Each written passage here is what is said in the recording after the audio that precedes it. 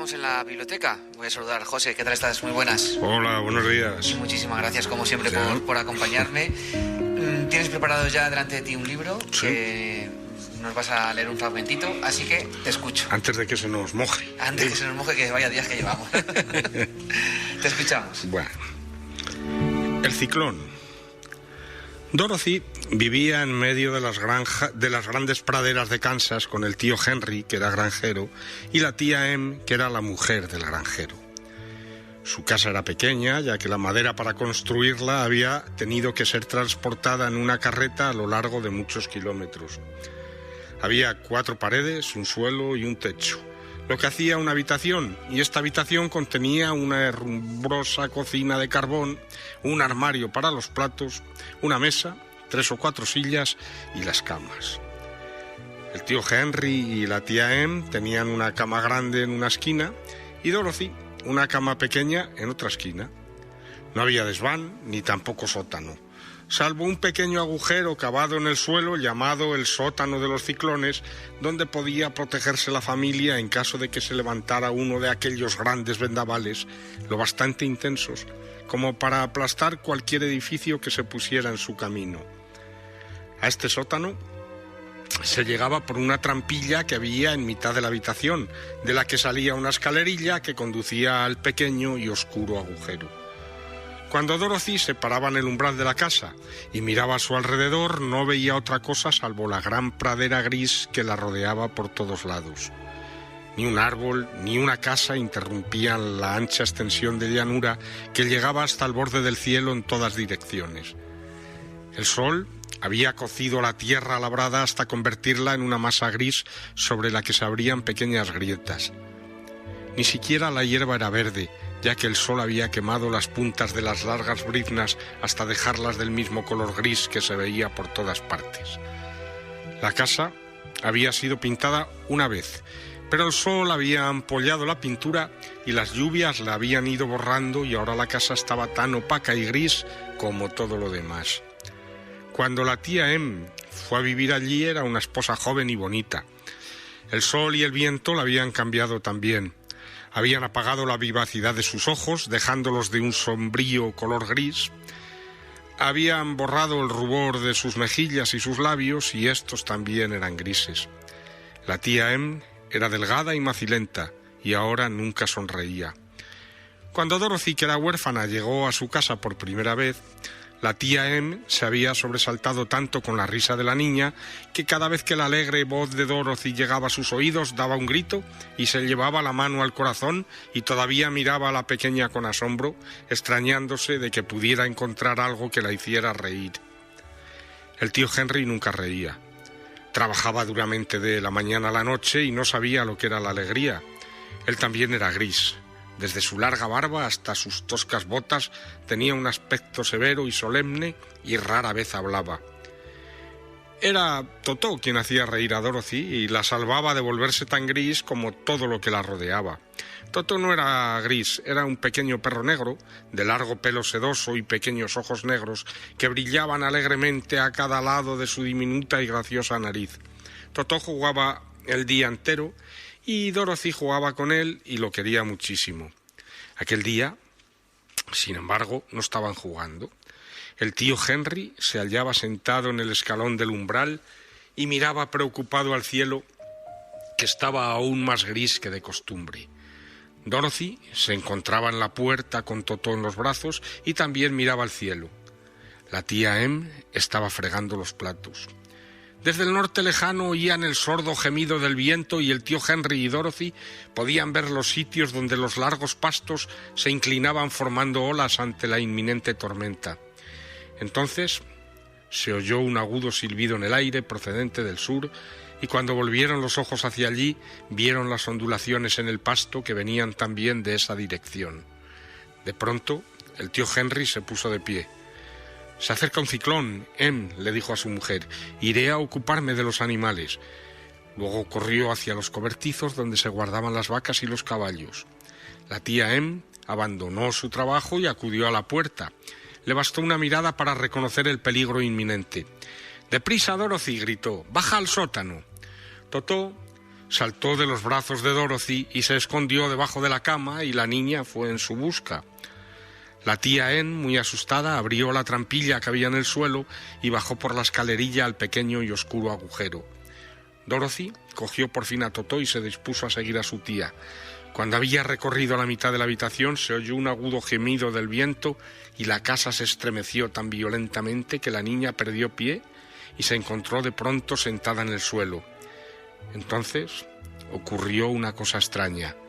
La casa giró en redondo 2 o 3 veces y se elevó lentamente en el aire. Dorothy se sentía como si estuviera subiendo en un globo. Los vientos del norte y del sur se encontraban donde se hallaba la casa y la convirtieron en el centro exacto del ciclón.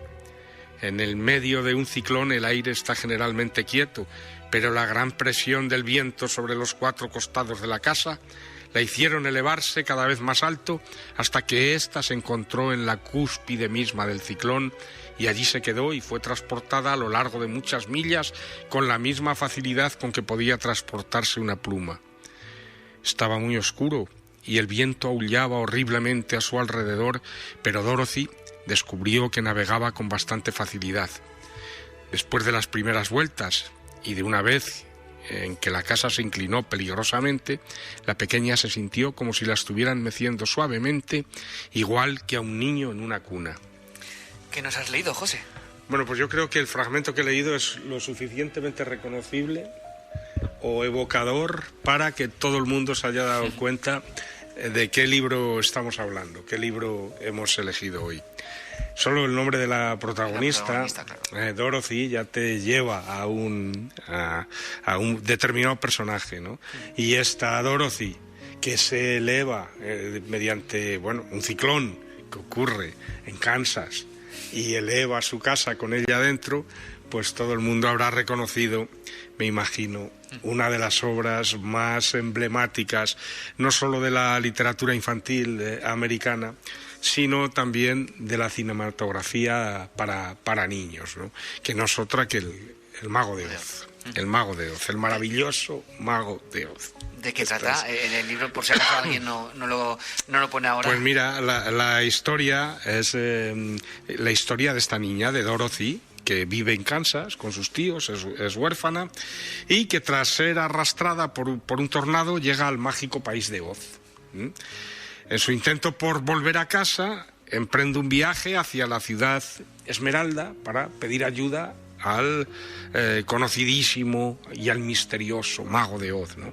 Y en el camino conoce a personajes inolvidables, conoce al espantapájaros, que también va a visitar al Mago de Oz para que le dé un cerebro, al hombre de hojalata, que necesita un corazón, y al león cobarde, que busca valentía, arrojo, ¿no?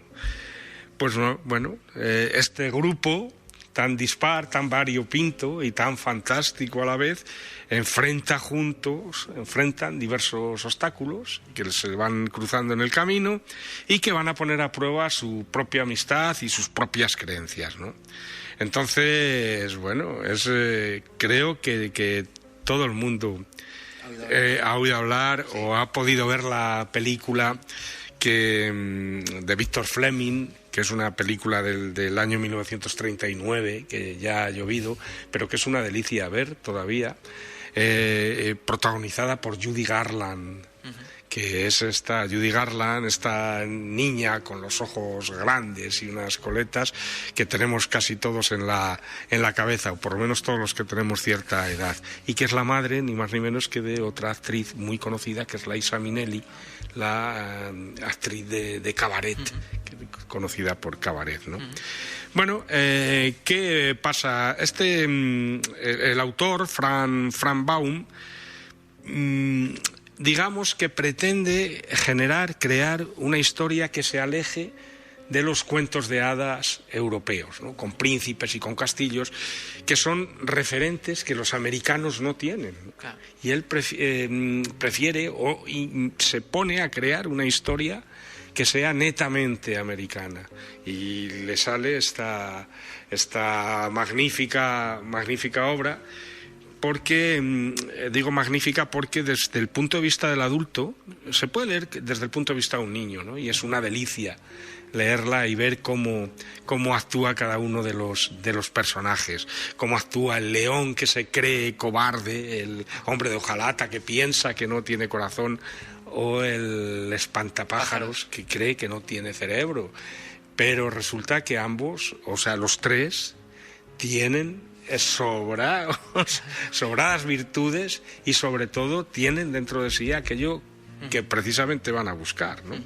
Entonces, es un poco, desde el punto de vista de los adultos, volver a leer este libro es una experiencia sorprendentemente reveladora, porque más allá de su apariencia de cuento fantástico, es una historia sobre la insatisfacción, sobre el miedo, sobre la búsqueda del sentido de la vida, que son temas profundamente adultos, ¿no?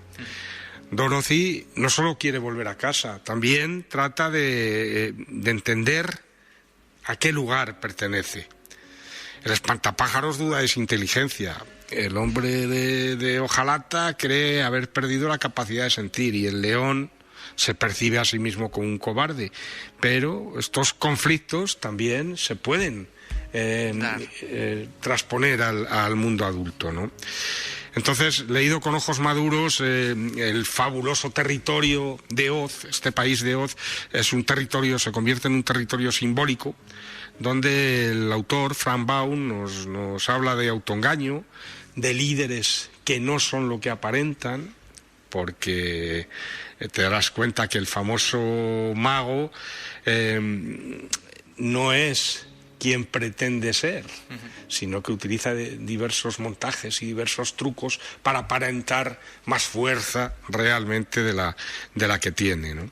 Entonces, bueno, estos líderes que no son lo que aparentan, y también cómo solemos buscar fuera figuras de autoridad la solución a nuestros propios problemas, ¿no? Y la solución muchas veces a cosas